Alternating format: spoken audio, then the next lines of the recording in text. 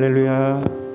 네, 예배 나오신 여러분 주님의 이름으로 환영합니다. 네, 복음 안에는 생명이 있음을 믿습니다. 네, 주님께서 우리를 보내신 곳에 주님의 증인으로 주 복음을 전하기를 우리 소원하면서 우리 함께 찬양하시겠습니다.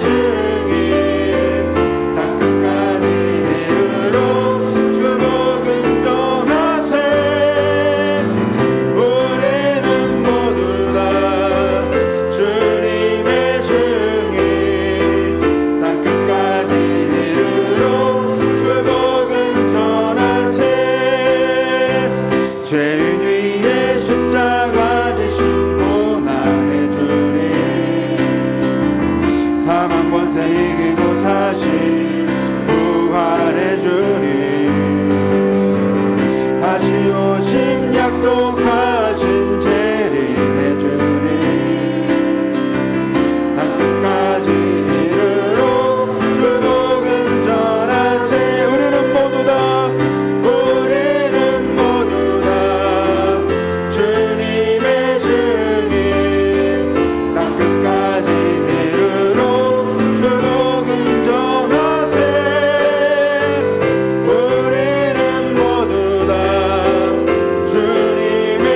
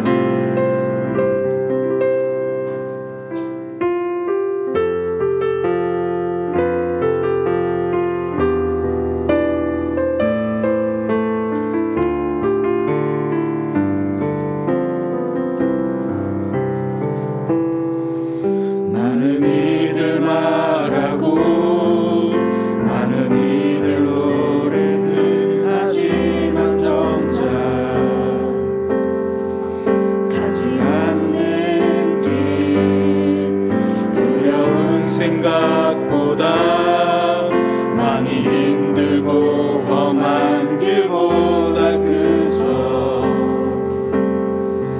말로만 가려기에 점점 멀어져만 가네. 내게 생명 주었던 그 길 점점 이용하려 하네. 내게 사랑 주었던 그 길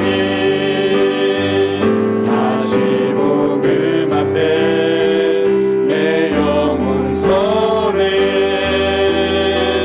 주님 만나 그때 나 다시 돌아가 주님께 예배드리며 다시 십자가의 길 걸으리. 많은 이들 말하고 많은 이들 말하고 많은 이들 노래는 하지만 정작 가지 않는 길 두려운 생각보다 많이 힘들고 험한 길보다 그저 말로만 가려기에 점점 멀어져만 가네. 내게 생명 주었던 그 길 점점 이용하려 하네. 내게 사랑 주었던 그 길 다시 복음 앞에 내 영혼 서해. 주님 만난 그때 나 다시 돌아가 주님께 예배드리며 다시 십자가의 길 걸으리. 다시 복음 앞에 다시 복음 앞에 내 영혼 선해. 주님 만난 그때 나 다시 돌아가 주님께 예배드리며 다시 십자가의 길 걸으리.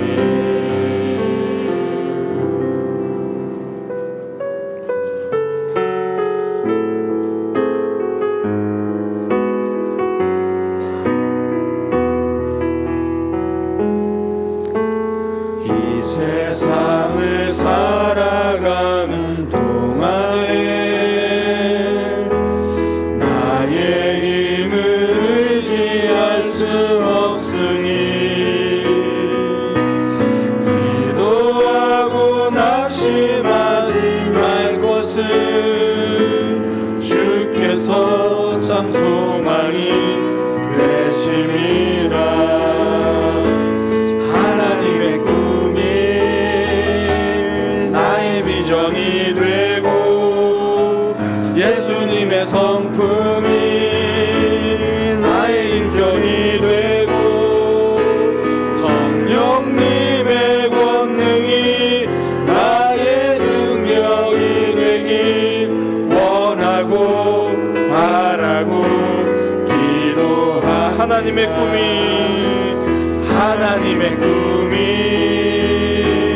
나의 비전이 되고 예수님의 성품이 나의 인격이 되고 성령님의 권능이 나의 능력이 되길 원하고 바라고 주의 길을 걸어가는 동안에 주의 길을 걸어가는 동안에 세상에 거 의지할 수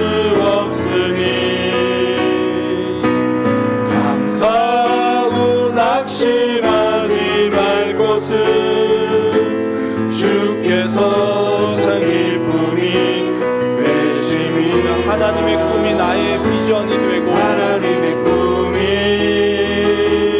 나의 비전이 되고 예수님의 성품이 나의 인격이 되고 성품이 나의 인격이 되고 성령님의 권능이 나의 능력이 되기 원하고 바라고 우리 함께 기도해 우리 함께 기도해 주 앞에 나와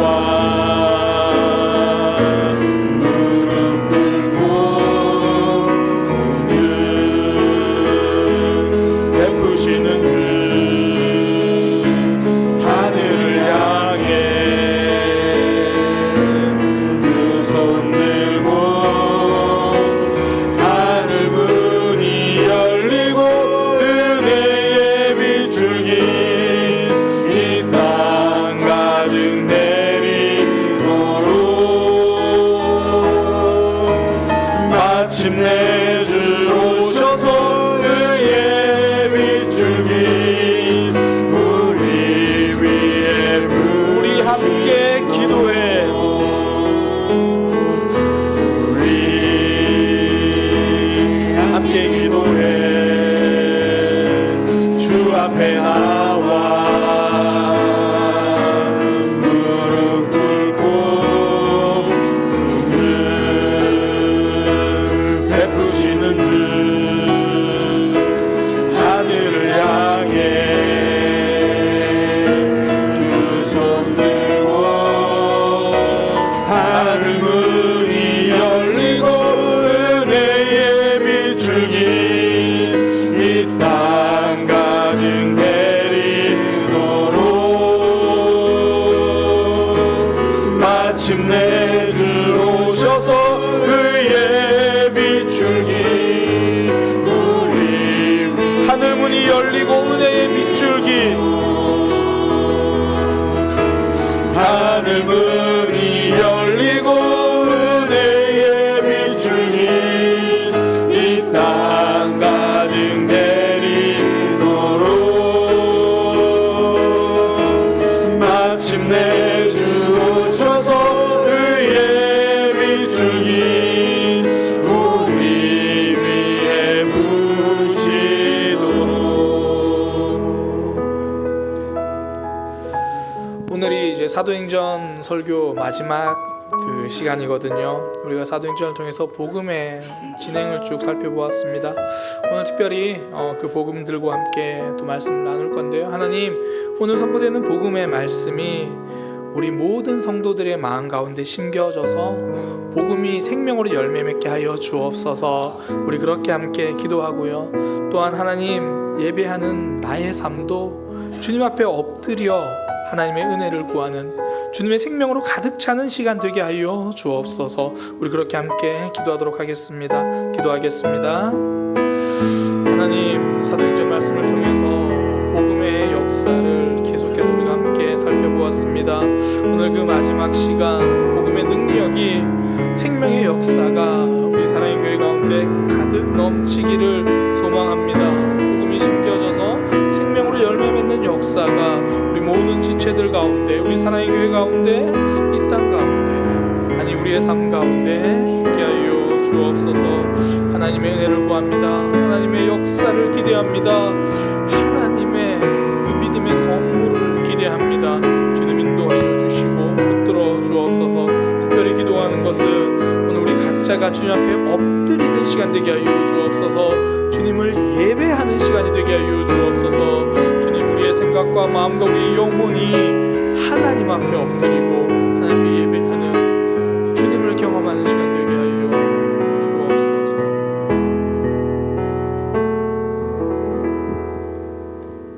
다 같이 기도하시겠습니다.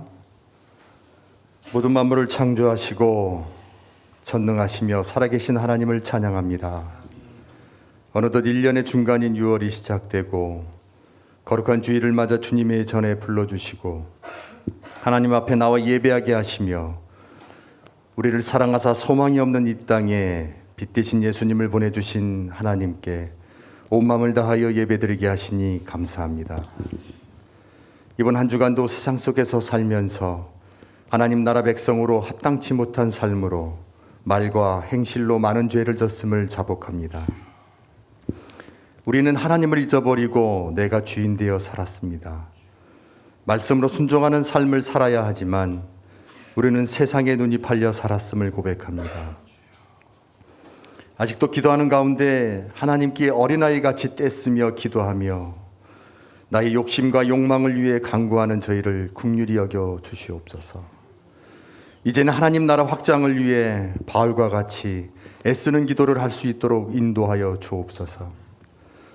차마 고개조차 들지 못할 완악한 우리이지만 십자가의 보혈을 의지하여 죄를 회개하오니 용서하여 주옵소서. 예수 그리스도를 통해 주신 구원의 감격을 잊은 적이 많았음에도 십자가의 은혜로 불러주시고 예배하게 하시니 참 감사합니다. 오늘 예배를 통하여 선포되는 말씀이 영적으로 말라버린 우리의 마음에 폭포수와 같은 생명의 물이 흘러넘쳐 영적인 갈급함이 해소되며 영과 육이 강건해지기를 기도합니다. 주님, 우리가 드리는 모든 예배를 사모하게 하시옵소서. 믿음으로 담대하게 나가게 하시며 주의 일을 행할 때 사람의 생각이 아닌 주님의 마음으로 행하게 인도하여 주옵소서. 사랑의 주님, 사랑하는 박명수 목사님과 사모님이 6월 한 달간 안식월을 보냅니다. 안식월 기간 동안 하나님께서 늘 함께 동행하여 주시고 영육간의 강건함으로 지켜 주옵소서. 진정으로 쉼과 말씀이 넘치는 시간이 될 수 있도록 실만한 물가와 푸른 풀밭으로 인도하여 주옵소서. 사랑교회 성도들이 목사님과 사모님을 향한 기도가 안식월 기간 동안 끊어지지 않도록 축복하며 기도하길 원합니다. 역사의 주관자이신 하나님, 이 시간 한국교회를 위해 기도합니다. 아직 코로나가 끝나지 않았지만 주저앉아 있지 않고 다시 일어나 하나님을 향한 열정과 사랑으로 뜨겁게 타오르게 하여 주옵소서. 다시 예배가 회복되며 우리의 심령에 성령을 부어주시고 한국교회 모든 성도들이 지금부터라도 그리스도의 사명에 대한 부담을 갖게 하셔서 주님을 향해 처음 사랑을 회복할 수 있도록 하시며 뜨거운 열정을 품고 주님을 섬길 수 있게 하옵소서. 복음을 위해서, 사명을 위해서 어떤 상황과 환경 속에서도 복음을 부끄러워하지 않고 전하였던 바울과 같이 더 깊은 밤이 오기 전에 이 땅의 주의 백성들이 잠자는 신앙을 깨워주시기를 간절히 기도합니다. 무엇보다 하나님이 세우신 교회마다 성령 충만으로 부흥되게 하시고 떠나간 영혼이 돌아오는 놀라운 역사가 있게 하옵소서. 오늘 말씀을 전하실 박명수 목사님에게 갑절의 영역을 더하심으로 능력 있게 하나님의 말씀을 대언하실 때마다 우리의 신앙이 더욱 새로워지며 세상을 이길 수 있는 큰 믿음을 얻게 하여 주옵소서. 이 예배가 마칠 때까지 성령님께서 함께하여 주시고 우리의 예배를 기쁘게 받아 주옵소서. 이 모든 말씀 이 땅에 다시 오실 예수 그리스도의 이름으로 기도합니다.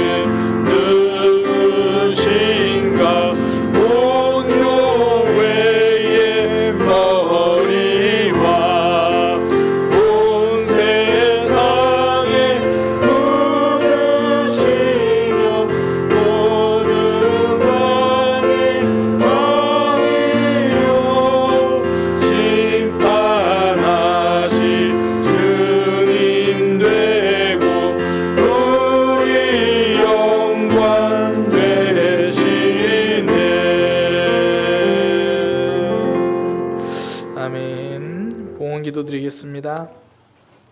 하나님, 우리를 예배 자리로 불러주셔서 감사합니다. 주님 앞에 예배하면서 물질을 드립니다. 이 땅을 우리의 힘으로 살아가는 것이 아니라, 이 땅을 물질로 살아가는 것이 아니라 하나님으로 살아가는 것을 고백하는 마음으로 물질을 드렸습니다. 또한 물질보다 하나님을 더 사랑한다는 믿음의 고백으로 드렸습니다. 주님께서 이 물질을 받으시고 이 물질이 쓰이는 곳곳마다 하나님의 사랑이 드러나고 하나님 나라가 확장되는 역사가 있게 하여 주옵소서. 하나님, 이 땅을 살아갈 때 물질이 필요합니다. 또한 한 주간 살아가면서 하나님의 공급하심이 절실한 지체들이 있습니다. 주님께서 공급하여 주옵소서. 하늘의 신령한 복으로 이 땅의 풍성함으로 주님께서 갚아 주옵소서. 또한 믿음으로 살아갈 때에 물질 때문에 믿음이 흔들리고 시험될 때도 있습니다. 그러나 그때마다 주님께서 새 힘을 주셔서 하나님이 우리 인생의 주인이심을 고백하는 믿음 되도록 주님께서 우리의 삶과 신앙을 붙들어 주옵소서. 예수님의 이름으로 기도드립니다. 아멘. 교회 소식입니다. 예배에 참석하신 분들을 주님의 이름으로 환영합니다. 반갑습니다. 저와 제 아내가 이제 내일부터 한 4주간 안식월로 이렇게 다녀오게 됩니다. 안식월 잘 다녀올 수 있도록 위해서 기도해 주시고요. 안식월 기간 동안 제가 새벽기도 나오시는 집사님께는 제가 양해를 구했는데 새벽기도는 자유롭게 말 그대로 그냥 새벽기도 나오셔서 편하게 기도하시면 되고요. 공식적으로 새벽기도는 진행하지 않습니다. 대신에 우리가 아침에 늘 말씀을 들으시잖아요. 그렇게 녹음된 말씀을 계속 이렇게 보내드릴 겁니다. 그동안 진행되었던 금요기도의 말씀을 녹음 파일로 이렇게 변경해서 이렇게 아침에 또 말씀을 듣고 시작하실 수 있도록 그렇게 진행됩니다. 하루를 여는 기도는 제가 또 안식을 갔다 와서 또 그렇게 해서 보내드리도록 그렇게 하겠습니다. 그래서 안식월 기간에 새벽 기도는 별도로 진행되진 않고 그래도 아침에 출근하실 때 또 하루를 시작할 때 말씀을 들으실 수 있도록 그렇게 보내드리도록 그렇게 하겠습니다. 수요일 금요 기도회는 정상적으로 진행을 합니다. 전사님이 진행을 하고요. 또 주일 예배도 그렇게 전사님이 진행합니다. 또 저희 가정을 위해서 또 전사님을 위해서 기도해 주시기 바랍니다. 돌아오는 금요일 금요 기도회는요, 상록수교회 이종석 목사님께서 이렇게 말씀을 전해 주시고요. 또 10월 24일 금요 기도회는 우리 김진홍 목사님이 말씀을 전해 주십니다. 특히 우리 상록수교회 이종석 목사님 위해서 기도하시지만 우리 김진홍 목사님이 금요 기도회에 꼭 오실 수 있도록 기도해 주시기 바랍니다. 제가 왜 이 말씀 드리냐면, 김진홍 목사님이 금요 기도회에 말씀을 전하시려 오시려고 3번 정도 계획을 했는데 그때마다 다 코로나가 심해져서 다 예배가 취소됐어요. 이번에는 꼭 오실 수 있도록 그렇게 위해서 기도해 주시기 바랍니다. 우리 이렇게 외부에서 목사님들 오실 때는 우리 지체들 평소에도 잘 금요기도에 나오시지만 또 함께 참석하셔서 귀한 은혜의 시간 되기를 소망합니다. 또 주보에 없는 광고인데요, 6월 19일 날 우리 교회 대청소가 있다고 합니다. 6월 19일입니다. 다른 약속 다 조절하셔가지고 그렇게 청소하실 수 있는 복장 준비해 오셔가지고 그렇게 함께 동참해 주시면 감사하겠습니다. 지난 주일에 우리 주일학교에서 우리 행사했었는데요, 그 영상 준비했다고 합니다. 우리 주일학교에서 있었던 영상 함께 보도록 하겠습니다.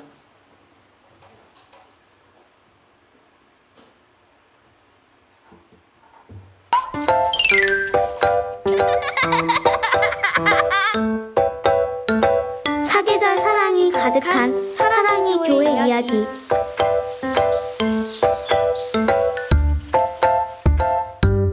두 번째, 기대 열매편.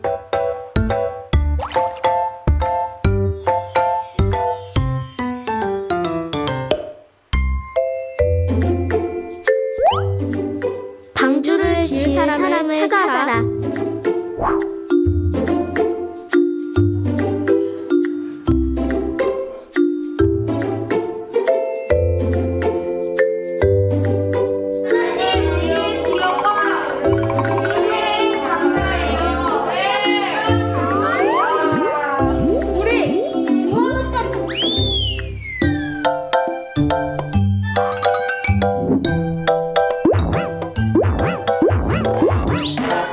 방송 완료했습니다. 러닝맨은 아닙니다. 러닝맨은 코끼리. 페이까지 방송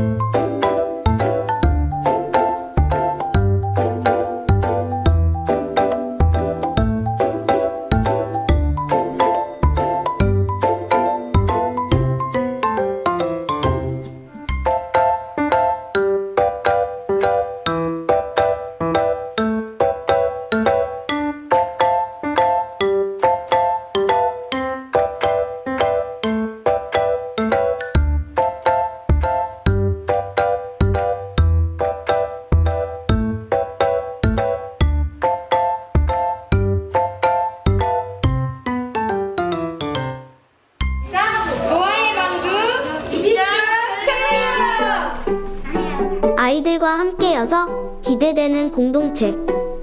우리의 다음 계절은 얼마나 더 아름다울까요?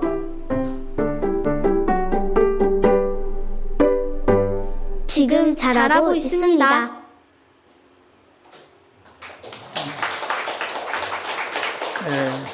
우리 주라교 교사들 참 고생하고 있는데 우리 다음 사역, 다음 세대를 위해서 계속 기도해 주시기 바랍니다.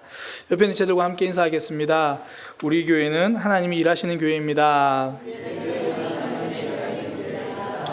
사랑의 교회는 하나님을 기대합니다. 하나님께 기도하고 있습니다. 함께 말씀 보도록 하겠습니다. 사도행전 말씀입니다. 사도행전 28장 16절에서 31절까지 말씀입니다. 사도행전 28장 16절에서 31절까지 말씀입니다. 우리가 로마에 들어가니 바울에게는 자기를 지키는 한 군인과 함께 따로 있게 허락하더라. 사흘 후에 바울이 유대인 중 높은 사람들을 청하여 그들이 모인 후에 이르되, 여러분 형제들아, 내가 이스라엘 백성이나 우리 조상의 간습을 배척한 일이 없는데 예루살렘에서 로마인의 손에 죄수로 내준 바 되었으니 로마인은 나를 신문하여 죽일 제목이 없으므로 석방하려 하였으나 유대인들이 반대하기로 내가 마지못하여 가이사에게 상소하며 내 민족을 고발하려는 것이 아니니라. 이러므로 너희를 보고 함께 이야기하려고 청하였으니 이스라엘의 소망으로 말미암아 내가 이 쇠사슬에 매인 바 되었노라. 그들이 이르되 우리가 유대에서 내게 대한 편지도 받은 일이 없고 또 형제 중 누가 와서 내게 대하여 좋지 못한 것을 전하든지 이야기한 일도 없느니라. 이에 우리가 너의 사상이 어떠한가 듣고자 하니 이 파에 대하여는 어디서든지 반대를 받은 줄 알기 때문이라 하더라. 그들이 날짜를 정하고 그가 유숙하는 집에 많이 오니 바울이 아침부터 저녁까지 강론하여 하나님의 나라를 증언하고 모세의 율법과 선지자의 말을 가지고 예수에 대하여 권하더라. 그 말을 믿는 사람도 있고 믿지 아니하는 사람도 있어 서로 맞지 아니하여 흩어질 때에 바울이 한 말로 이르되, 성령의 선지자 이사야를 통하여 너희 조상들에게 말씀하신 것이 옳도다. 일러스되 이 백성에게 가서 말하기를, 너희가 듣기는 들어도 도무지 깨달지 못하며 보기는 보아도 도무지 알지 못하는도다. 이 백성들의 마음이 우둔하여져서 그 귀로는 둔하게 듣고 그 눈은 감았으니 이는 눈으로 보고 귀로 듣고 마음으로 깨달아 돌아오면 내가 고쳐줄까 함이라 하였으니, 그런즉 하나님이 이 구원의 이방인에게로 보내어진 줄 알라. 그들은 그것을 들으리라 하더라. 바울이 온 이태를 자기 셋집에 머물면서 자기에게 오는 사람을 다 영접하고 하나님의 나라를 전파하며 주 예수 그리스도에 관한 모든 것을 담대하게 거침없이 가르치더라. 아멘.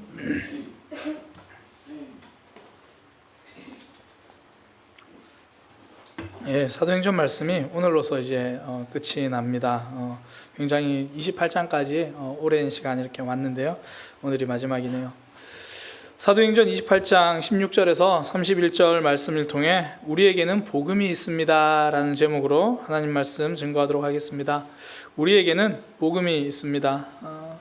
앞서 말씀드린 것처럼 오늘이 사도행전 이제 마지막 시간입니다. 그동안 사도행전을 나누면서 함께 은혜를 나눴는데요. 사도행전을 여러 모양으로 요약할 수 있을 거예요. 저는 사도행전을 이렇게 좀 요약하고 싶어요. 복음이 전해지는 과정을 보여주다. 그러니까 복음이 예루살렘에서 시작돼서 세계의 중심부라고 하는 로마에까지 전해지는 그 과정을 보여줍니다. 사도행전 1장 8절의 이야기로 한다면 예루살렘에서 땅 끝까지, 마지막 세계 중심부 땅 끝까지 전해지는 그 과정입니다. 복음이 전해지는 과정.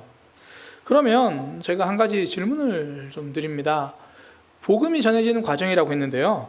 그럼 복음은 무엇일까요? 복음. 그리고 복음이라는 단어를 많이 듣는데 그 복음은 무엇일까? 영어로는 이제 good news죠. 좋은 소식. 도대체 복음이 무엇이길래 어떤 내용을 담고 있길래 good news, 좋은 소식인가? 이걸 단순하게 요약하면 이렇게 돼요. 복음을 여러 가지 설명할 수 있겠지만 좀 단순하게 요약하면 예수님 믿으면 산다. 그래서 좋은 소식인 거죠. 죄와 허물로 죽었는데 예수님 믿으면 생명이 있다, 산다. 이게 복음이에요. 그런데 또 한 가지 이제 의문이 생기죠. 예수님 믿는다라는 말도 사실 좀 선명하지가 않아요. 예수님 믿습니다. 뭘 믿는 거죠? 어떻게 믿는 거죠? 예수님 믿는다는 말도 사실 우리가 많이 쓰는 말인데 좀 선명하게 들리진 않아요. 흔히 또 여기서 말하는 믿는다라는 것과 우리가 일상적에서 쓰는 난 당신을 믿어요. 이 말이랑은 좀 다르거든요. 그래서 이거를 좀 더 나름 선명하게 설명을 한다면 이렇게도 말할 수 있을 것 같아요. 여러분 인생엔 누가 주인입니까? 예수님을 믿는다라는 이야기는 예수 그리스도가 내 인생의 주인이심을 우리의 마음속에 받아들이고 고백한다라는 거예요. 다르게 표현한다면 성령 하나님이 우리 마음 중심에 들어오셔서 예수를 주라고 고백하게 되는 거죠. 예수님을 믿는다는 건 예수님이 내 인생의 주인이시라는 거, 하나님이 우리 인생의 주인이시라는 것을 고백한다는 거예요.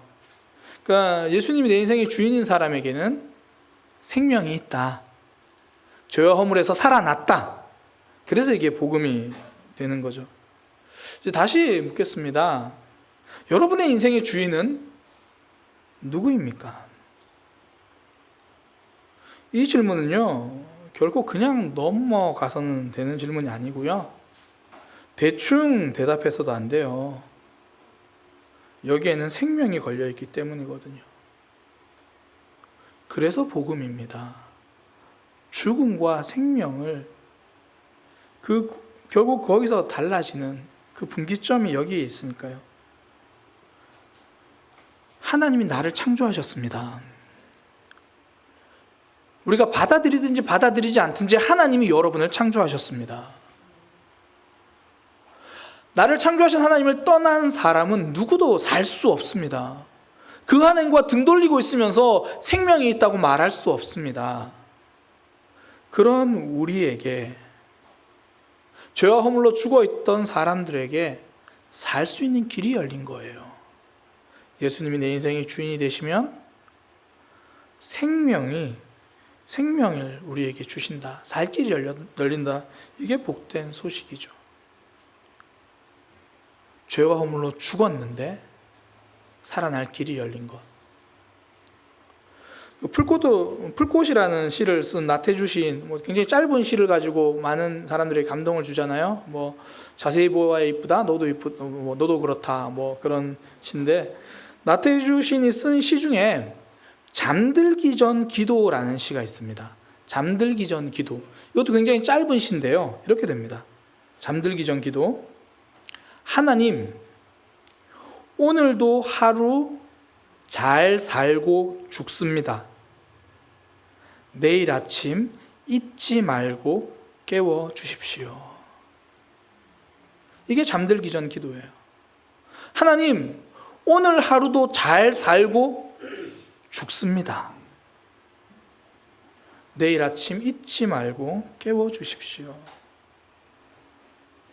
우리 중에 누가 오늘 밤에 잠들었다가 내일 깰 수 있다고 장담할 수 있습니까?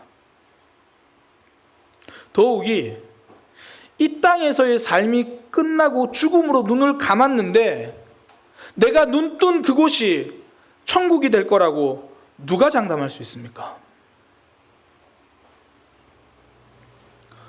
복음을 받아들인 사람만이 그 생명이 약속되어지는 거예요. 성도는 이 복음을 받아들인 사람.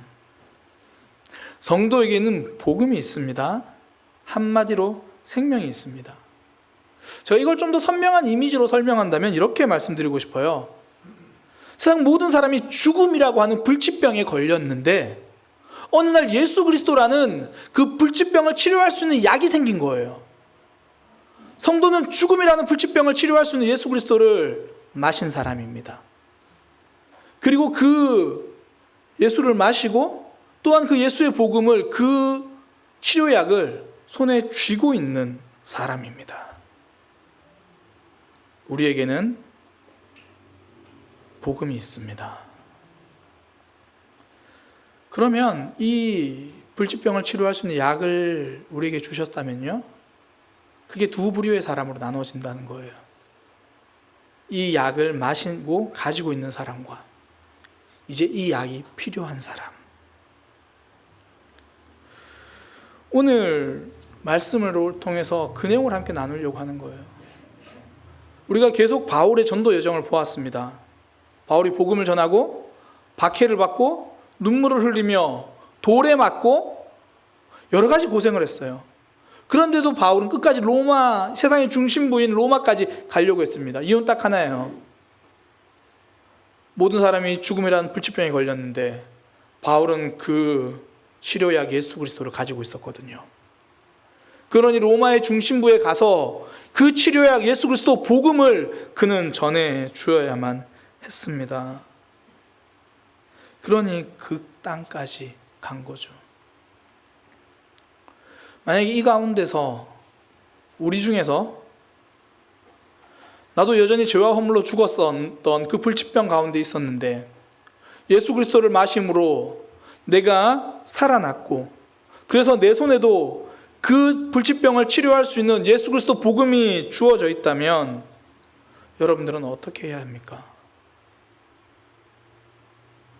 이 예수 그리스도라는 이분을 믿어야 생명이 있고 이분 안에 참된 행복이 있다는 것을 알고 있다면 우리는 어떻게 해야 합니까? 이것이 생명이라고 알고 있으면 우리는 거침없이 이것을 전해야 합니다.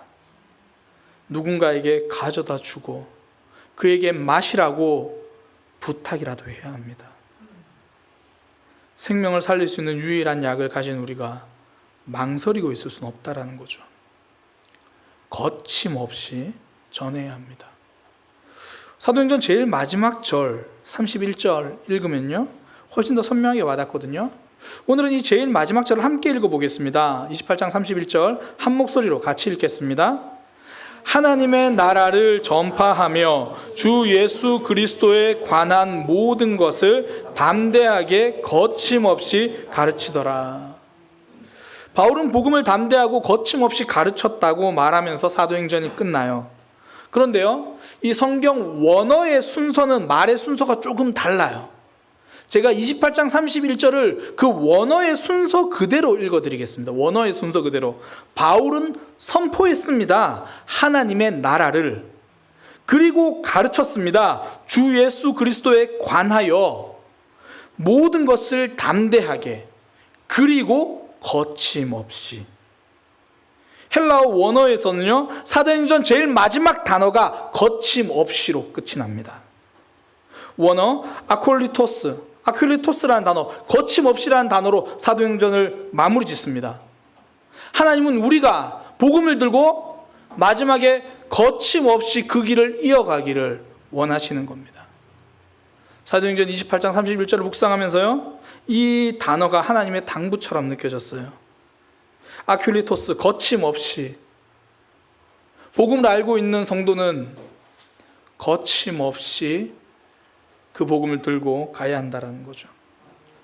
실제로 바울의 사역을 봐도 알 수 있어요. 23절에 보면 바울이 아침부터 저녁까지 강론하여 모세의 율법과 선지자의 말을 가지고 예수에 대해서 권했다 그래요. 바울이 복음을 전하면서 자신이 동원할 수 있는 모든 지식을 동원했다는 이야기고요, 자신이 할 수 있는 열정을 가지고 복음을 전했다라는 말입니다. 아침부터 저녁까지 온종일 모세의 율법과 온 선지자의 말은 구약 성경 전체를 이야기하는 거예요. 그 당시에 주어진 모든 성경을 가지고 이야기했다라는 겁니다. 오늘날로 말하면 이렇게 돼요. 주일 예배를 아침 8시에 드려요. 그리고 밤 8시에 마쳐요. 설교 본문은 창세기에서 요한계시록까지예요. 기대가 되죠. 바울이 그렇게 했다라는 거예요. 모든 지식을 쏟아서, 모든 시간을 쏟아서 복음을 전했습니다. 거침없이. 그만큼 중요하니까요. 중요하다는 말은요, 그 정도로 방해가 많다는 말입니다. 영혼을 살리는 일에 사탄이 가만히 있을 리가 없죠. 사탄도 할 수 있는 한 최선을 다해 방해할 겁니다. 22절에도 그런 얘기하죠. 이 파에 대해서 어디서든지 반대를 받고 있다. 유대인들도 알고 있어요. 그거 복음 전하는 일 반대받고 있다. 반대하고 있다. 우리가 사도행전 쭉 살펴봤잖아요. 바울이 복음을 전할 때마다 세트로 따라하는 게 반대예요. 핍박입니다. 아니, 바울이 안 좋은 걸 주겠다고 그러는 것도 아니고, 여러분 예수 믿으면 생명이 주어진다고 알려주고 있는데 계속 방해해요. 따라다니면서 방해를 해요. 우리나라 표현이 정말 좋은 표현이죠. 도시락 싸들고 달리면서 말린다고. 딱 그 표현이에요. 혹시 여러분이 복음을 전하시거나 교회를 소개했는데 한 번만에 복음을 받아들이지 않거나, 내가 교회를 소개했는데도 아우 뭘 꼭 교회를 가야 되라고 혹시 반대를 경험했습니까? 복음 제대로 전하신 거예요. 내가 한 사람을 위해서 기도하고 있는데 그 사람이 아직까지 하나님께로 돌아오지 않고 있습니까? 제대로 기도하고 있는 거예요. 아직까지 그 영혼이 돌아오지 않고 있다는 것이 내가 소홀하다는 증거가 아니라 내가 여전히 복음을 전하고 있다는 거예요. 그 증거가 되는 거예요. 사도 바울도 그러했으니까. 한 번도 빠짐없이 계속 방해가 따라왔었거든요. 한 순간도 빠짐없이 방해가 있었거든요. 한 번 전했는데 달라지지 않는다면 또 전할 수 있다라는 거예요. 거침없이. 바울은 포기하지 않고 계속했거든요. 그러니까 거침없이라는 단어, 쉽게 말해서 포기하지 않고라고 이해하시면 돼요. 사실 우리 하나님이 우리를 그렇게 찾아오셨잖아요. 혹시 이 중에 나는 한 번만에 하나님 믿었습니다, 그런 분 있으신가요? 초등학교 때 누가 나한테 복음을 전했는데 한 번 듣고 바로 예수님을 받아들였어요. 그런 분 있나요? 초등학교 때 누가 이야기하고, 학생일 때 누가 이야기하고, 청년 때 누가 이야기하고, 또 그렇게 교회 나왔는데 교회에서 설교하고 설교 듣고 그런 수에도 불구하고 우리는 바로 예수 그리스도를 내 인생의 주인으로 받아들이지 못했다라는 거죠. 흔히 왜 축구에서 골 결정력이라는 이야기 하잖아요. 슈팅을 한번 탁 때렸는데 바로 골이 들어갔다. 우리 인생 그렇게 골 결정력이 높지 않아요. 혹시 최근에 손흥민 선수가 잉글리시 프리미어 리그라고 세계적인 무대에서 득점 왕을 했다는 소식은 들으셨죠? 저도 그 경기를 전사님이랑 밤에 봤어요, 사실. 주일 밤 12시에 했는데, 그래서 주일 예배 마치고 월요일 새벽에도 전사님이 하시니까 굉장히 편한 마음으로 같이 봤어요. 우리나라 손흥민 경기가 끝났는데 하필 경쟁 선수인 살라라는 선수가 이 리버풀 경기가 있어가지고 끝내지 않고 다시 그 경기로 돌려가지고 전사님이랑 같이, 전사님 월요일 새벽 기도 준비하고 계시고 준비하셔야 되고 같이 봤어요. 그때 어쨌든 득점왕을 했어요. 근데 아시아 최초라는 것도 있지만 이 손흥민 선수의 놀라운 건 골 결정력이에요. 총 23골 넣었거든요. 슈팅을 몇 번 했냐면 딱 80번을 했어요. 무슨 이야기냐면 4번 차면 하나는 들어갔다는 거예요. 4번 차는 한 번만 들어가는 골 결정력. 근데 우리가 하나님 믿는 결정력은 그렇지 않죠. 4번이 아니라 복음을 듣고 소개받고 하나님에 대해서 듣게 된 40번이 넘게도 우리는 버텼잖아요. 외면하고 돌아오지 않고 내 방법으로 견뎠잖아요. 그런데 하나님 우리를 포기하지 않고 우리를 사랑한다고 말씀해 주시고 우리에게 찾아오셔서 내가 너의 인생의 주인이다 알려주시고 지금 이 자리까지 우리를 불러서 또 이렇게 복음을 듣게 하시잖아요. 하나님은 거침없이 포기하지 않고 우리를 찾아오십니다. 이것이 복음의 특징이에요. 바울의 사역이 열매 맺는 이유도 이 지속성 때문입니다. 이전에 그 라디오 방송 중에 지금도 뭐 아마 있는 것 같은데 컬투쇼라고 2시 탈출 컬투쇼라고 방송이 있어요. 2시에 하는 건데 굉장히 재밌거든요. 물론 CBS를 들으셔야 됩니다. 2시 탈출 컬투쇼에 보면 이 재밌는 사연들이 올라와요. 그 중에 하나가 이 성당에서 이 신부님이 강론한 그 이야기, 흔히 강의라고 생각하면 되겠죠. 그 사연이 올라온 적이 있는데 한 신부님이 이제 강의를 시작하시기 전에 질문을 했습니다. 혹시 지금 나는 아무도 미워하지 않고 살고 있다고 그런 분 있으면 손 들어보세요. 그러니까 다들 눈치 보면서 가만히 있었던 거예요. 신부님 다시 말합니다. 혹시 이 중에 나는 그 누구도 미워하지 않습니다. 그런 분 있으면 손 들어보세요. 그랬더니 한 할아버지가 조용히 손을 드는 거예요. 그래서 신부님이 이제 묻습니다. 좀 의아하니까 아니 어떻게 한 사람도 미워하지 않습니까? 라고 그 이유를 물으니까 할아버지가 이렇게 이야기하는 거예요. 나도 젊을 때는 미워하는 사람들이 많았습니다. 그런데 나이가 92살이 되니까 걔들 다 죽었어. 다 죽어서 더 이상 미워할 사람이 없어. 아무도 미워하지 않으려면 오래 살면 됩니다. 라디오에선 재밌는 사연이라고 올라왔는데요. 참 의미가 있어요. 오래 남으면 이기는 거예요. 오래 사랑하면 이기는 거예요. 5만 명 기도응답을 받은 조지 밀러 이야기를 많이 듣잖아요. 나도 진짜 기도할 때마다 5만 번 정도는 내 평생에 기도응답 받고 싶잖아요. 제가 첫 번째 비결을 알려드릴게요. 최소한 5만 번은 기도하셔야 돼요. 5만 가지는 기도해야 5만 가지를 응답받죠. 두 번째, 내 생명 끝나는 순간까지 기도하셔야 돼요. 지속성에서 열매가 나옵니다. 바울이 로마에 도착했을 땐 죄수의 신분이거든요. 감옥은 아니고 가택연금처럼 그런 거예요. 그럼 바울이 보통은 다른 도시에 가면 복음을 전하기 위해서 회당에 들어가요.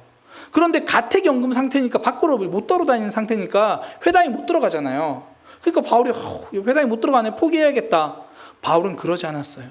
오늘 성경에 보니까 17절에 보니까 바울이 직접 찾아가지 못하니까 사람들을 부릅니다. 17절에 사울 후에 바울이 유대인 중에 높은 사람을 청하여 로마에 사는 유대인들 중에서 영향력 있는 사람들을 초대하면서 그래서 복음을 전해요. 내가 못 간다고 포기합니까? 아니요. 그 사람들을 오게 해서라도 복음을 전합니다. 우리 교회 성도님들 중에서도 주일 말씀 혹은 주일 예배 실황을 전도 대상자들에게 보내주신 분들이 꽤 많습니다. 그러니까 그런 거죠. 나와 함께 예배 드리자. 나 그 교회 가기 부담스러워. 그래 부담스러워? 그럼 네가 있는 곳에서 예배 드려. 네가 있는 자리에서 시간 될 때 말씀 들어. 그렇게라도 복음 듣도록 전하는 거죠. 긴 건 안 듣겠다는 분들에게는 이전에 있었는데 요즘 없어졌어요. 언제 부활할런지. 그 말씀 조각회기라고 그 3분 안쪽에 있는 짧은 말씀 요약 그거라도 보내주면서 그거 듣는 거예요. 어떤 분은 새벽에 말씀 보내주는 거 그거를 이렇게 다시 주변 사람들에게 나눠준다 그러더라고요.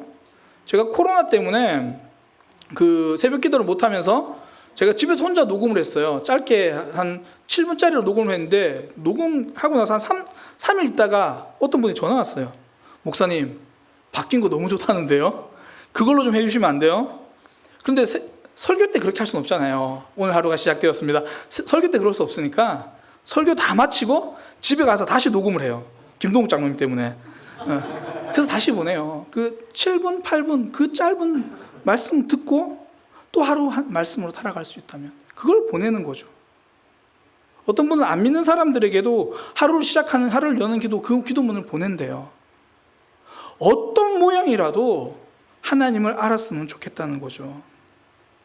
바울은 정말 로마에 가서 복음을 전하고 싶었거든요. 그런데 선교사의 신분으로, 자유로운 신분으로 로마에 가지 못했어요. 죄수로 갔습니다. 죄수로 갔는데 거기서도 그는 복음을 전해요. 형편이 막혔습니다. 그러니 다른 방법을 찾습니다. 방해는요, 멈춰야 될 이유가 아니라 다른 방법으로 시도해 보아야 할 이유입니다.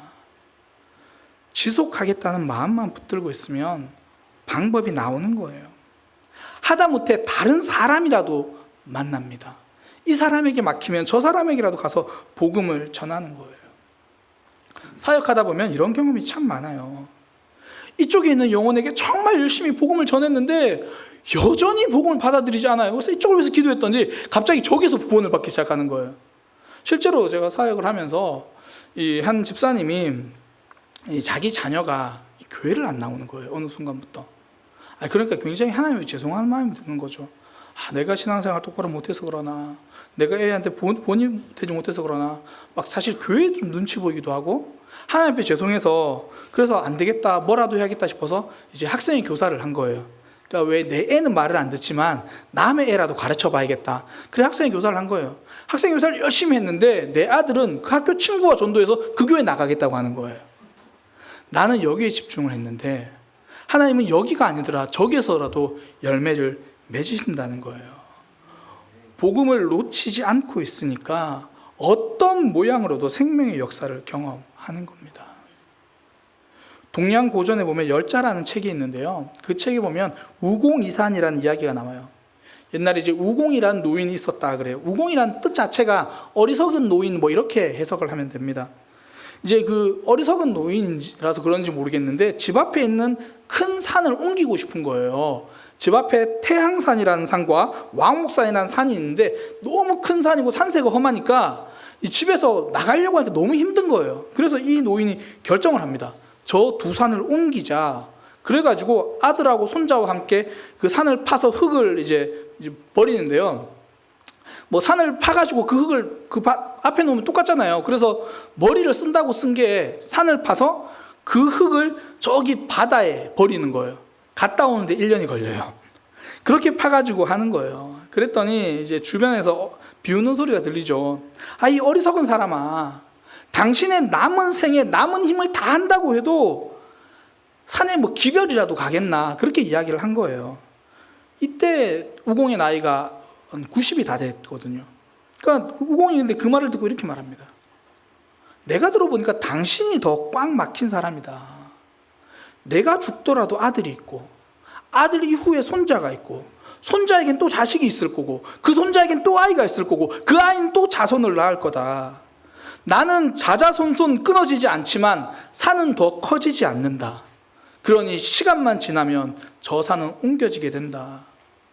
중요한 건 그 산을, 그러니까 이 열자라는 이야기에서는 그 이야기를 그 산에 있는 산신이 들은 거예요. 걱정이 되는 거죠. 시간이 지나면 내 산이 바닷속에 다 들어가겠다. 그래가지고 산신이 하늘에다 부탁을 합니다. 내 산이 없어질 것 같으니까 차라리 이 산을 다른 데 좀 옮겨주세요. 그래가지고 하늘이 그 이야기를 듣고 그 두 산을 옮겼다, 그런 이야기입니다. 여기서 나온 사자성어가 우공이산이에요. 어리석은 노인이 산을 옮긴다. 남들이 보기엔 어리석어 보이지만 결국 이루었습니다. 꾸준함이 능력이고요, 지속함이 지혜예요. 저도 이전에 부산교회 학생들이랑 이야기할 때 그런 얘기를 많이 합니다. 우리가 어떠한 경우에도 복음 전하는 일만은 놓치지 말자. 어느 모양 어떤 자리에 있더라도 지금 학생이면 학생인 대로, 졸업하면 졸업하는 대로. 그러면서 제가 이야기했던 게, 목사님의 목표가 하나 있다. 내가 사역 다 마치고 목사라는 직업이 그만둘 때는 오겠지만 그래도 나는 복음 전하는 일만큼은 그만두지 않을 거다. 멈추지 않으면 역사는 일어납니다. 하나님께서는 우리에게 멈추지 않고 달려가기를 원하시는 거예요. 코로나가 한참 심할 때 백신을 여러 지역으로 전달하기 위해서 정부가 최선을 다했잖아요. 그때 이 섬 지역에 백신을 전하기 위해서 군용 헬기까지 동원했거든요. 그 가운데 생명을 살려야 하니까, 백신이 전해져야 하니까. 하나님은 죄와 죽음이라는 불치병의 치료제인 복음을요, 우리 손에 맡겨서 전하기를 원하시는 거예요. 방해가 있습니다. 듣지 않을 때도 있고요. 외면받을 때도 있고 외면조차도 안 받을 때도 있어요. 카톡을 보내는데 일자가 사라지지 않는 거예요. 왜 방해가 없습니까? 그런다고 포기할 수는 없잖아요. 가정에서든지 직장에서든지 또는 교회 안에서도 복음을 전하고 나누는 일 포기할 수 없습니다. 방해가 있어도 거침없이, 다른 말로 어떤 방법을 써서라도 포기하지 않고 지속적으로 복음 전달자의 삶을 살아가기를 축복합니다. 이것이 복음이란 치료제를 가진 우리가 할 일이죠. 또 하나, 그 치료자가 필요한 입장에서, 복음을 듣는 입장에선 어떻게 해야 됩니까? 어쩌면 이 문제가 우리의 삶에서 가장 중요한 문제일 겁니다. 오늘 본문에 보면 굉장히 두려운 말이 있어요. 24절이거든요. 그 말을 믿는 사람도 있고 믿지 아니하는 사람도 있다라는 거예요. 예수님이 인생의 주인이다, 복음을 들었는데, 그 복음을 들었는데 믿는 사람도 있고 받아들이는 사람도 있고 받아들이지 않는 사람도 있다고 이야기를 해요. 얼마나 두려운 이야기입니까? 박명수가 설교한 게 아니라 사도 바울이 한 설교예요. 아침부터 저녁까지 모세의 율법부터 시작해서 선지자의 말까지 모든 구약 성경을 총동원해가지고 바울이 그렇게 열정적으로 전했습니다. 그런데 복음을 믿는 사람도 있고 믿지 않는 사람도 있다라는 거예요. 그러면서 26절에 이렇게 말합니다. 너희가 듣기는 들어도 도무지 깨닫지 못하며 보기는 보아도 도무지 알지 못하는도다. 복음이 선포되어졌는데 그 복음을 받아들이지 않는 사람이 있다라는 의미죠. 안타까운 일이지만 이게 현실입니다. 예수님도 씨 뿌리는 비유에서 이런 상황을 말씀하시잖아요. 어떤 농부가 씨를 뿌린다. 그게 말씀을 전한다는 이야기잖아요. 그런데 그 씨가 좋은 밭에만 뿌려지면 좋겠는데, 모든 씨가 다 뿌려져서 좋은 밭이면 좋겠는데 길가도 있다라는 거예요. 돌짝밭도 있다는 거예요. 가시덤불도 있다는 거예요. 심지어 길가에 대해서 이렇게 말합니다. 길가에 뿌려진 씨앗은 새가 와서 곧 먹어버렸대요. 예수님 해석해 주십니다. 이는 말씀을 들었으나 악한 자가 즉시 빼앗아 가버렸느니라. 내가 받아들이지 못하면 빼앗깁니다. 그래서 28절에 이렇게 말합니다. 하나님의 이 구원이 이방인에게로 보내준 줄 알라. 유대인들에게 전해졌는데 유대인들이 거절했습니다. 또 전했는데 거절했습니다. 또 전했는데 외면해버렸습니다. 그러니 성경은 이렇게 말합니다. 이제는 이방인에게 전해질 것이다. 하나님은 절대 그 사랑을 멈추지 않습니다. 복음은 선포됩니다. 그 누군가는 또 이 말씀을 듣고 끝까지 복음을 전할 겁니다. 그러나 그 사람에게만 계속 전한다는 뜻은 아닙니다. 내가 복음을 먹지 않으면 사라집니다. 함께 우리가 신앙생활 하면서 제가 1년에 한두 번씩은 꼭 이 복음에 대한 설교를 합니다. 예수 그리스도가 우리 인생의 주인이신지 정직하게 돌아보자고 이야기를 하고 이 말씀 앞에 서자고 이야기를 합니다. 그러나 이 설교는 어떤 모양으로 선포되어지든 간에 내가 받아들이지 않으면 사라집니다. 내가 먹지 않은 것은 사라집니다. 제가 얼마 전에 새벽 예배 때 사과 이야기를 한 적이 있습니다. 아마 음성 그 파일 들으신 분들은 아실 건데요. 이런 이야기예요. 가장 단순한 이야기. 사과가 5개 있습니다. 3개를 먹어버렸어요. 제가 먹었습니다. 먹는 거 좋아하니까. 3개 먹었어요. 사과 몇 개 남았을까요? 제가 어릴 때 이 질문을 받았을 때 당연히 2개라고 대답했거든요.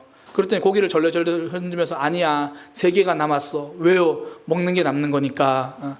제가 그렇게 이야기를 했더니 이걸 새벽에 들은 분이 저를 찾아와서 그러더라고요. 목사님, 맞아요. 먹는 게 남는 겁니다. 먹었더니 살로 남았어요. 제 배를 쳐다보면서 말씀하셨어요. 먹는 게 남는 겁니다. 음식은 살로 남을지 몰라도요, 복음을 내가 먹으면 생명으로 남습니다. 성경에는 항상 말씀을 먹는다는 표현으로 종종 합니다. 요한계시록에도 이 두루마리를 먹으라, 에스겔에게도 그 말씀을 먹으라라고 이야기하십니다. 저는 먹는다는 이미지가 정말 좋아요. 말씀이 내 속에 들어와서 내 마음에 뿌리를 내리잖아요. 그러면 내 인생에 성령의 열매를 맺거든요. 내가 먹지 않으면 내가 열매 맺을 수 없습니다. 내가 먹지 않은 말씀은 내 것이 될 수 없습니다. 저는 우리 성도님들이 예배에 이렇게 참석하는 거 정말 좋아요. 정말 귀합니다. 복되죠. 그러나 참석만으로 끝나버린다면 그건 50점이 아니라 빵점입니다. 예배에 참석하면 100점 될 수 있는 기회를 얻은 거지, 그때 말씀을 내가 먹었느냐, 받아들였느냐, 하나님 앞에 온전히 예배했느냐, 거기에서 빵점이냐 100점이냐가 달려있는 거예요. 우리의 생명은 거기서 결정되는 겁니다. 저는 오늘 함께 예배하는 우리 모두에게 다시 한번 질문을 드립니다. 여러분들의 인생의 주인은 누구입니까? 혹여나 이런 이야기를 들을 때마다 내 마음 한켠에 불편함이 남아있다면 하나님 앞에서 다시 한번 질문하시기를 소망합니다. 하나님의 말씀이라면 힘들어도 순종하겠다고 결정하고 있습니까? 아니면 여전히 내 뜻, 내 생각, 내 방식으로 붙들고 말씀은 그냥 옵션으로 끼워 맞추려고 하고 있습니까? 저는 예수님이 내 인생의 주인입니까? 라는 말을 또 다른 표현으로 이렇게 말씀드리고 싶어요. 성령 하나님이 우리 안에 계십니까? 아니면 하나님이 내 밖에서 여전히 말씀하고 계십니까? 성령 하나님이 여러분들의 중심 가운데 좌정하신 적이 있습니까? 아니면 여전히 나의 말씀이 내 주변에 있어서 그 주변하고 실험하고 있습니까? 여기 함께 예배하는 우리 20대 청년부터 시작해서 우리 어르신들까지, 새신자부터 설교한 이 목사까지, 우리는 기회가 될 때마다 이 질문 앞에 서야 합니다. 여러분의 인생의 주인은 누구입니까? 그리고 이 질문에 우리는 대답해야 합니다. 예수님이 내 인생의 주인이시라면 비록 부족하고 연약하고 순종하려다가 넘어지더라도 그래도 우리 안에 생명이 있는 거예요. 그러나 예수님이 우리 인생의 주인이 아니라면 교회에서 아무리 많은 일을 하고 사역을 열심히 하고 성경을 멋지게 풀어서 설명하고 이렇게 설교하고 있다고 해도 그 인생엔 생명이 없습니다. 유대인들은 당시 성경이던 구약, 모세 율법과 선지자의 말을 잘 알았습니다. 너무나 잘 알고 있었습니다. 그러나 바울은 그것을 풀어서 다시 한번 예수 그리스도를 전해야만 했습니다. 여전히 내 생각으로 말씀을 보고 있던 유대인들, 그들에게 바울은 다시 전합니다. 삶은 조금 더 달라지지 않은 채 눈물만 흘렸고 내 마음을 찢는 통회함 없이 다른 사람을 정죄하기만 바빴다면 그런 삶이 예수님이 주인인 삶일 수는 없습니다. 이것은 이 목사의 말이 아니라 성경의 선언입니다. 예수님은 하나님의 나라에 대해서 말씀하시기 전에 회개부터 말씀하십니다. 회개하라, 천국이 가까이 왔느니라. 오카는 목사님은 로마서 3장 말씀을 설교하시면서 이렇게 말씀하셨습니다. 하나님은 우리의 자존심을 다치지 않게 하시려고 듣기 좋은 말씀만 하지는 않았습니다. 반대로 우리를 기분 좋게 하고 칭찬하는 말씀과 거리가 먼 이야기들만 하셨습니다. 마치 우리의 기분은 안중에 두지 않고 계시는 것처럼 냉정하고 엄하게 말씀하셨습니다. 우리를 사정없이 발가벗겨 놓고 악하고 부끄러운 것만 지적하셨습니다. 하나님이 이렇게 하신 이유가 무엇일까요? 아직 우리에게 복음을 남겨두셨기 때문이에요. 아직 우리에게 기회를 주셨기 때문이에요. 말씀이 계속 불편하게 들린다면 아직 하나님이 우리를 사랑하고 계신다는 증거고 아직 우리에게 복음을 주고 계신다는 증거입니다. 그렇기 때문에 엄중하게 말씀해 주시는 겁니다. 저는 소크라테스가 그 사형당하기 전에 재판했던 마지막 재판에서 그가 했던 그 마지막 말을 참 좋아해요. 그는 억울하게 이제 사형이 판결된 그 재판에서 최후 변론을 하면서 마지막에 이렇게 마무리를 해요. 이제는 떠날 시간이 되었습니다. 나는 죽기 위해서 떠나고 여러분들은 살기 위해서 떠날 겁니다. 하지만 우리 중에 어느 쪽이 더 나은 곳으로 가고 있는지는 오직 신만이 아실 겁니다. 역사는 말해줘요. 그때 소크라테스는 죄가 없었다라고. 오직 신만은 아실 겁니다. 우리의 신앙이 하나님 앞에서 제대로 된 신앙인지 그렇지 못한지는 오직 하나님만 아실 겁니다. 제가 알지 못하죠. 그래서 저는 기회가 될 때마다 이렇게 복음을 선언합니다. 하나님은 알고 계시니까요. 어쩌면 나 자신도 알고 있을지도 모릅니다. 아직까지 내가 내 인생의 주인으로 남아있다면 하나님 앞에 엎드리는 시간이 되기를 소망합니다. 하나님 앞에 정직하게 고백하고 복음을 받아들이는 삶이 되기를 소망합니다. 아직은 기회가 남아있습니다. 또 이렇게 말씀해 주십니다. 이 말씀 앞에 하나님 앞에서 씨름할 수 있는 시간이 되기를 소망합니다. 이 말씀 붙들고 야곱이 야복강에서 밤새 씨름했던 것처럼 하나님 앞에 씨름하고 고민하고 말씀으로 질문하고 기도로 대답하는 그런 믿음의 삶이 되기를 소망합니다. 우리 이 시간 함께 찬양할 건데요. 좀 낯선 찬양입니다. 잘 모르시는 분들도 있을 텐데 찬양팀의 찬양을 들으시면서 또 그 가사를 함께 묵상하시면 좋겠어요. 음은 잘 몰라도 가사를 떠듬떠듬 따라하면서 함께 고백했으면 좋겠습니다. 복음만이 소망입니다. 복음만이 생명입니다. 이 세상에 참된 위로 없으니 모든만이 위로입니다.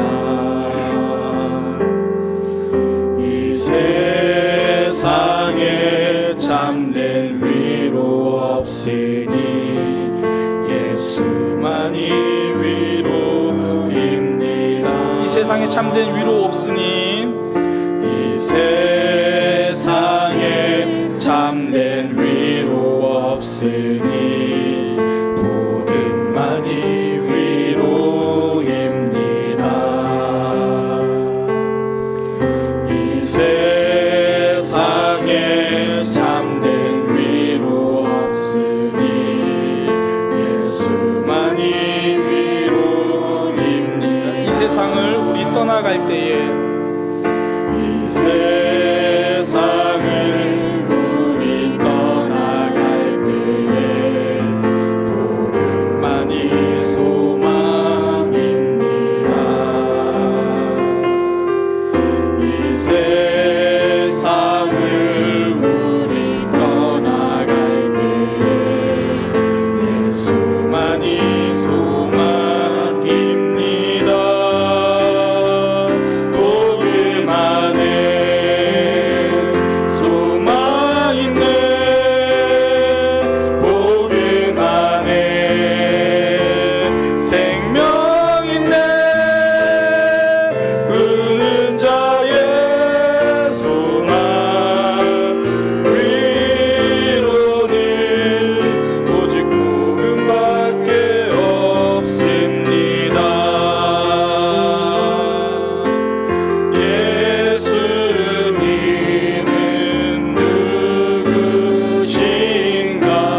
약한 자의 강함과 눈먼 자의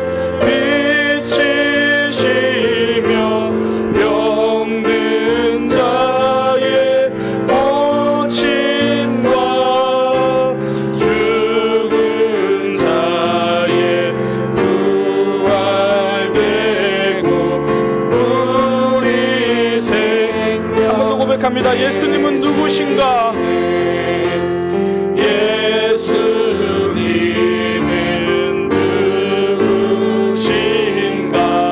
약한 자의 강함과 눈먼 자의 빛이시며 병든 자의 고침과 죽은 자의 부활된 우리 생명 되십니다. 이 생명 복음 안에 소망이 있습니다. 복음 안에 소망인데 복음 안에 생명인데 우는 자의 소망 위로는 오직 복음밖에 없습니다. 복음 안에 소망인데 복음 안에 생명인데 우는 자의 소망 위로는 오직 복음밖에 없습니다. 내게 복음밖에 없습니다. 내게 복음밖에 없습니다. 오늘 들은 말씀을 우리가 기억하면서 함께 기도하기 원합니다. 혹시나 하나님께서 내게 주신 생명이 있고 복음이 있는데 그것을 전하는 일을 혹시 잊고 있었다면 사망과 죄라는 불치병의 유일한 치료제인 예수 그리스도와 복음을 나는 마셨는데 사랑하는 가족에게 내 주변 사람들에게 그 복음을 전하지 못했다면 하나님 용기를 주옵소서. 복음을 전할 수 있는 믿음을 허락하여 주옵소서. 그리고 지금 복음을 전하며 위에서 기도하고 있다면 기도했는데 언제 응답될지 몰라서 언제 우리 가족들이 함께 예배할지를 모르겠고 언제 내가 기도하고 있는 이들이 하나님을 만날지를 모르는 답답한 마음이 있다면 하나님 저 그래도 포기하지 않을 수 있는 지속적으로 기도할 수 있는 마음을 주옵소서. 우리 그렇게 기도하겠습니다. 또 하나, 당신의 인생의 주인 누구입니까? 이 질문이 불편하다면 하나님 앞에 서기를 소망합니다. 하나님, 저 하나님 앞에 서겠습니다. 말씀 앞에 서겠습니다. 포기하지 않고 말씀 앞에 서겠습니다. 우리 그렇게 다짐하면서 함께 기도하도록 하겠습니다. 기도하겠습니다. 하나님, 사도행전을 마치면서 복음에 대해서 다시 한번 생각합니다. 주님, 거침없이 우리에게 그 복음을 전해주신 하나님, 우리도 그 말씀을 이어서 거침없이 사도행전을 써내려가게 하여 주옵소서. 포기하지 않기 원합니다. 방해에 멈추지 않기 원합니다. 주님, 기다림의 시간이 필요하고 방해가 찾아온다면 내가 복음을 제대로 전하고 있구나 생각하면서 지속적으로 기도하겠습니다. 지속적으로 기도하겠습니다. 주님, 사망과 죄의 치료제인 유일한 치료제인 예수 그리스도 그 복음을 하나님 내가 전하는 일을 잊었다라면 주님 다시 한번 주님 앞에 다짐하고 복음을 전하겠습니다. 그 영혼들을 위해서 기도하겠습니다. 우리 가족들을 위해서 기도하겠습니다. 사랑하는 지체들을 위하여 기도하겠습니다. 우리 구역 식구들을 위하여 기도하겠습니다. 우리가 아는 모든 이들을 위해서 기도하겠습니다. 직장에서든지 학교에서든지 어디서든지 하나님 우리가 아는 이들도 예수 그리스도를 알아갈 수 있도록 주님 복음을 전하며 기도하겠습니다. 주님 인도하여 주옵소서. 주님, 당신의 인생의 주인은 누구입니까? 이 질문이 언제나 불편합니다. 주님, 이 질문이 언제나 불편합니다. 주님, 이 질문 앞에 우리의 삶과 신앙은 늘 점검하고 돌아보게 하여 주옵소서. 하나님의 은혜를 다시 한번 되새기고 우리 안에 있는 믿음을 다시 한번 점검하게 하여 주옵소서. 하나님, 우리가 말씀 안에 서 있는지, 말씀 앞에서 문제가 없는지, 말씀의 기준으로도 정말 괜찮은지 주님, 우리가 돌아보게 하여 주옵소서. 우리의 연약함과 우리의 부족함으로 등 돌리려고 하고 외면하려고 할 때마다 우리에게 찾아와서 말씀하시는 그 하나님 앞에 서게 하여 주옵소서. 주님, 불편해도 외면하지 않고 기도로 주님 앞에 나아가며 말씀 앞에 다시 서며 하나님이 기뻐하시는 그 길을 향해 걸어갈 수 있는 우리의 신앙, 우리의 삶, 우리의 모습 되게 하여 주옵소서. 주님, 인도하여 주옵소서. 주님, 역사하여 주옵소서. 하나님, 복음은 소망인데 복음이 생명이라고 들어서 알고 있고 경험해서 알고 있는데 그 생명을 전하는 일을 잊었습니다. 생각날 때는 기도하고 있는데 응답이 더뎌지니까 기도하기도 멈추고 있을 때가 있습니다. 복음이 있는 곳에 방해가 있다는 말씀을 붙들고 지속적으로 기도하겠습니다. 내가 있는 자리에서, 내가 있는 위치에서 생명을 전하는 일을 포기하지 않겠습니다. 하나님, 지체들 가운데는 가족을 위해서 기도하고 있는 이들도 있습니다. 직장 동료를 위해서 기도하고 있는 이들도 있습니다. 어쩌면 우리 구역 식구를 위해서 기도하고 있는 목자들의 기도도 있습니다. 주님, 믿음을 선물로 허락하여 주옵소서. 구하는 자에게 성령을 주시겠다고 말씀하신 그 약속을 이루어 주옵소서. 우리의 입술과 우리의 기도를 사용하여 주옵소서. 여러분의 인생의 주인은 누구입니까? 이 질문이 여전히 불편함으로 와닿습니다. 하나님, 그러면 말씀 앞에 서게 하여 주옵소서. 말씀으로 점검하게 하여 주옵소서. 말씀의 기준과 내 생각이 같은지를 점검하고, 내가 감정적인 흔들림이었으면 말씀의 기준으로 굳게 확신을 갖게 하시고, 혹여나 잘못된 확신이었으면 말씀의 기준 앞에 엎드리는 역사가 있게 하여 주옵소서. 오직 말씀이, 오직 복음이, 오직 예수님이 우리 삶의 소망이 되게 하여 주옵소서. 이제는 우리 주 예수 그리스도의 은혜와 하나님 아버지의 크신 사랑과 성령 하나님의 역사하심이 방해와 장애물이 있어도 복음을 전하기로 다짐하며, 또한 복음 앞에 서 있는 모든 이들 위에 지금부터 영원까지 함께 하시기를 간절히 축원하옵나이다.